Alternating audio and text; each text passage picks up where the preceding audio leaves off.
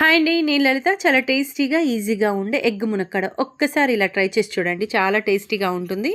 ఒక పాత్ర తీసుకొని అందులో 4 కోడిగుడ్లు, ఉప్పు, కారం, పసుపు వేసి ఇలా బాగా కలిపేసుకోండి. ఇలా బాగా కలుపుకున్న తర్వాత ఈ మిశ్రమాన్ని మనం ఆవిరిలో ఉడికించుకోవాలి. ఒక 10 నిమిషాలు ఇలా ఆవిరిలో ఉడికించుకున్న తర్వాత చల్లబరుచుకొని ఇలా ముక్కలుగా కట్ చేసుకోవాలి. బండిలో ఆయిల్ వేయండి. ఆయిల్‌లో కొంచెం ఇలాగా ఫ్రై చేసి ఇదంతా ఒక గిన్నెలోకి తీసేసుకోండి.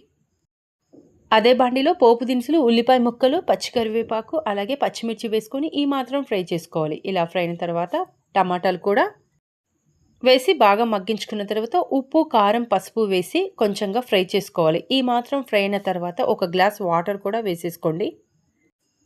ఇలాగే మునక్కాడలు కూడా వేసేసుకోవాలి. ఇలా మూత పెట్టి ఒక 10 నిమిషాలు ఉడికించుకోండి. ఉడికిన తర్వాత ముందుగా ఫ్రై చేసుకొని ఎగ్ వేసుకోవాలి.